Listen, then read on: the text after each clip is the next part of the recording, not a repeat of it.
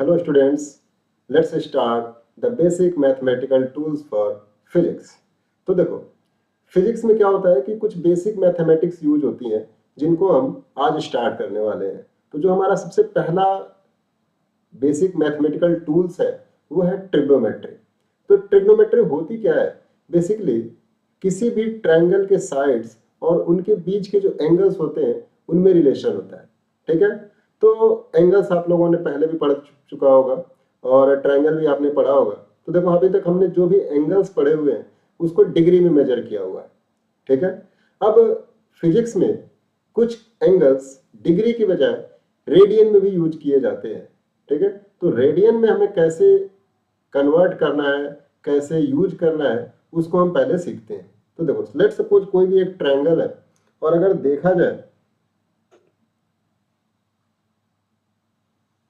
तो कोई भी ऑब्जेक्ट मान लेते हैं, पहले वो ओ पे था, यहाँ ए पे, और ये इसका सेंटर ओ है और इस सर्कल की रेडियस लेट सपोज आर है। कुछ टाइम बाद वो ए से चल के बी तक आ गया। अब उसने सेंटर से अगर देखा जाए तो लेट सपोज इसने थीटा एंगल कवर कर लिया है। ठीक है, यहाँ पे जो ए बी है इसको हम बोलते हैं आर्क लेंथ। ठीक है, तो आर्क लेंथ को हम ए बी के ऊपर ऐसे सिंबल करके लिखते हैं। ठीक है, अब देखो अगर रेडियन में बात की जाए तो जो एंगल होते हैं, एंगल इन रेडियन कह लो,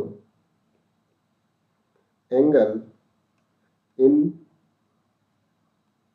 रेडियन, ये बेसिकली क्या होता है? Arc length divide by radius.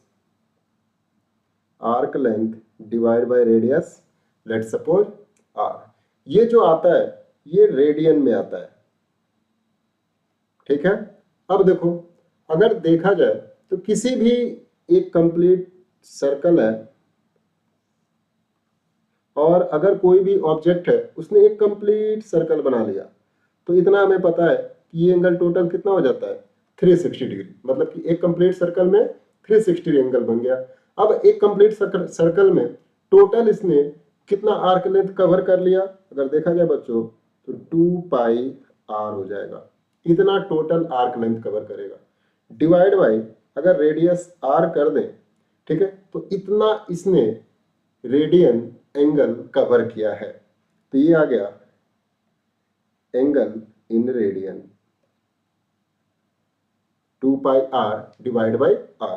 तो यहां से देखोगे तो आर से आर कट जाएगा, तो एक कंप्लीट सर्कल में 2 पाई रेडियन एंगल होते हैं और डिग्री में इक्वल किया जाए तो ये आता है 360 डिग्री।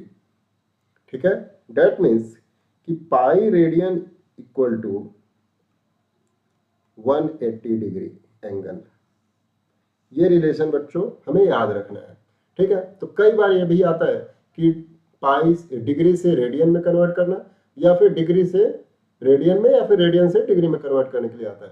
तो अगर यहां से देखा जाए तो pi radian equal to 180 degree है, तो 1 रेडियन इक्वल टू हो जाएगा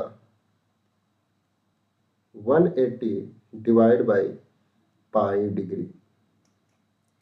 अगर डिग्री से रेडियन में कन्वर्ट करने के लिए आ रहा है तो आपको पता है कि 180 degree equal to pi radian है, तो 1 डिग्री इक्वल टू हो जाएगा पाई बाई 180 रेडियन।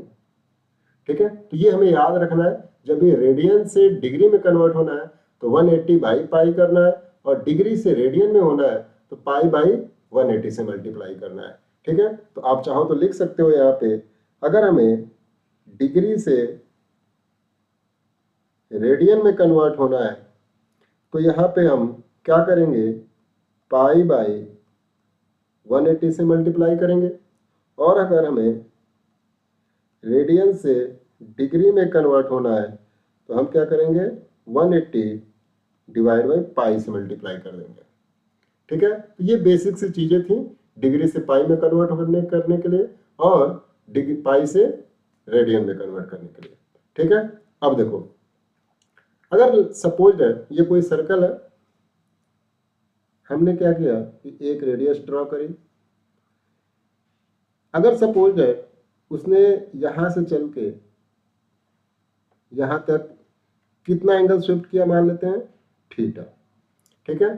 तो हमने क्या किया कि यहां से लेके इस पे एक परपेंडिकुलर ड्रॉ कर दिया ये एंगल, ठीक है।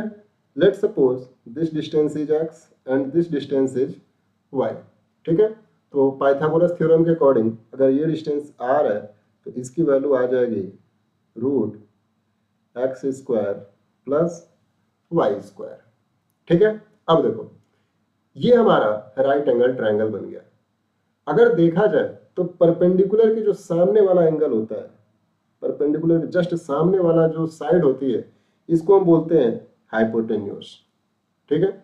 और ये जो एंगल है इसके सामने वाला जो साइड होता है इसको हम बोलते हैं परपेंडिकुलर, ठीक है। और ये जो एंगल बच गया, साइड बच गई, इसको हम बोलते हैं बेस, ठीक है। तो यहाँ पे आपको ध्यान रखना है कि परपेंडिकुलर के जस्ट अपोजिट वाला जो साइड्स है उसको हम हाइपोटेन्यूस बोलेंगे, और एंगल के जस्ट अपोजिट वाला जो साइड है उसको हम परपेंडिकुलर बोलेंगे, और जो साइड बच गया उसको हम बेस बोलते हैं, ठीक है। अब इन तीनों में रिलेशन बनाने के लिए 3 ट्रिग्नोमेट्रिक रेशियो बनाए गए हैं जिसको हम टी रेशियो भी बोलते हैं, ठीक है।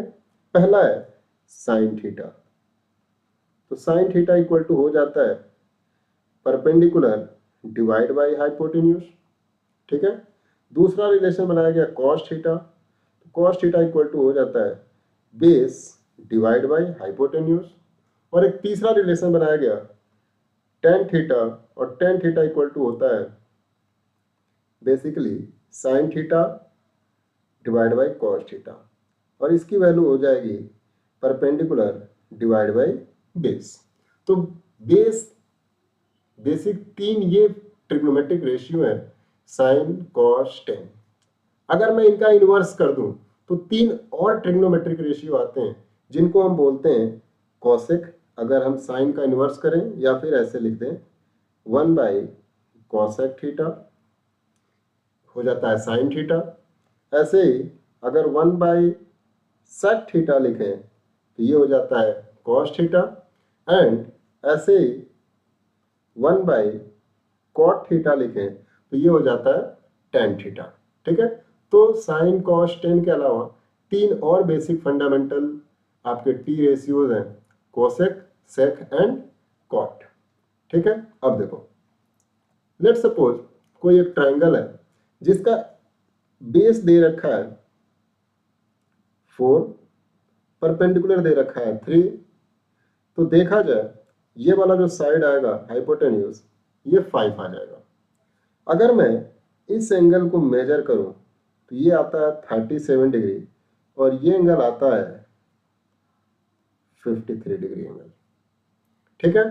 अब देखो इस पर्टिकुलर ट्रायंगल के लिए अगर मैं साइन कॉस 10 लिखूं तो क्या हो जाएगा, अगर मैं देखूं साइन 37, तो अगर मैं साइन 37 डिग्री एंगल ले रहा हूं तो ये वाला साइड हमारा परपेंडिकुलर हो जाएगा, ये हमारा बेस हो जाएगा, और ये हमारा हाइपोटेन्यूस हो जाएगा, ठीक है।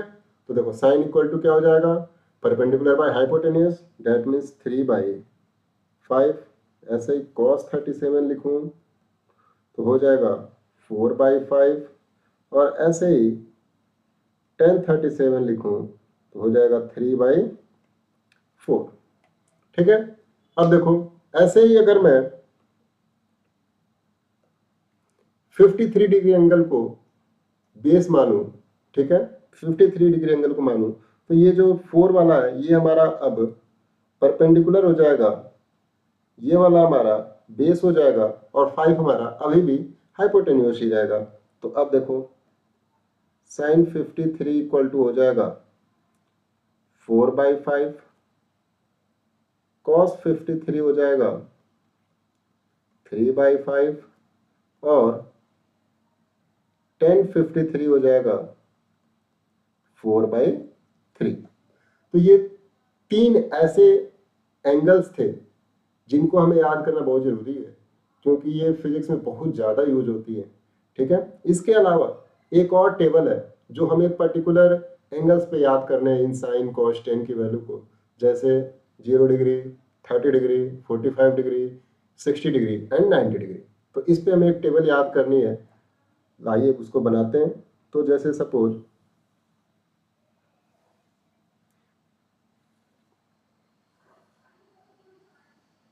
ये हमारा डिग्री हो गया, angles, let suppose 0 degree, 30 degree या फिर π/6 रेडियन,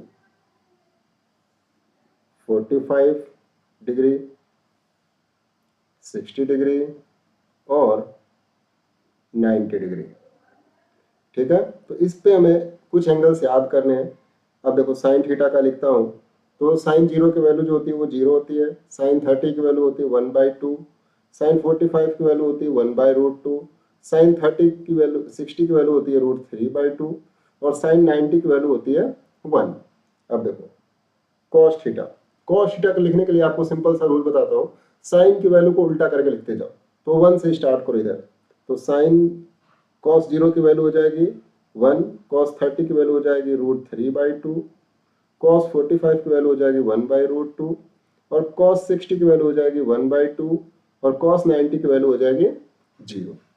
अब देखो अगला है टेन थीटा, और टेन थीटा इक्वल टू आपको पता है sine theta divide by cos theta, मतलब इन दोनों को डिवाइड करते चलो। तो 0 डिवाइड बाई 1 करोगे तो क्या आएगा 0, ऐसे ही इनको डिवाइड करोगे तो ये आ जाएंगे 1/√3, इनको डिवाइड करोगे तो आ जाएगा 1, इसको डिवाइड करोगे तो आएगा √3 और इसको डिवाइड करोगे तो आ जाएगा अनडिफाइंड। ठीक है, इन्फिनिटी। तो बेसिकली ये कुछ पर्टिकुलर एंगल्स पे साइन कॉस टेन की वैल्यू दे रखी थी जिसको हमें याद रखना है। ठीक है, इसके अलावा ये जो मैंने 37 डिग्री एंगल पे कॉस साइन टेन की वैल्यू बताई और 53 डिग्री एंगल्स बताई साइन कॉस टेन की वैल्यू, ये भी बहुत ज़्यादा इंपॉर्टेंट है। आज के टाइम में ये सबसे ज़्यादा एंगल्स यही पूछे जाते हैं, तो इनको भी आपको याद करके रखना है। साइन कॉस टेन की इस वैल्यू को याद करने के लिए मैं आपको एक सिंपल सा फॉर्मूला बताता हूँ। जैसे पंडित बद्री प्रसाद हर हर बोले, पंडित बद्री प्रसाद हर हर बोले। तो देखोगे पहला वाला जो है P/H, ये आपको साइन वाला दे रहा है, B/H ये हमें कॉस दे रहा है और P/B ये हमें टेन दे रहा है। तो ये एक शॉर्टकट रूल्स है जिसको आप यूज कर सकते हो। So I hope you understand it well. Thank you.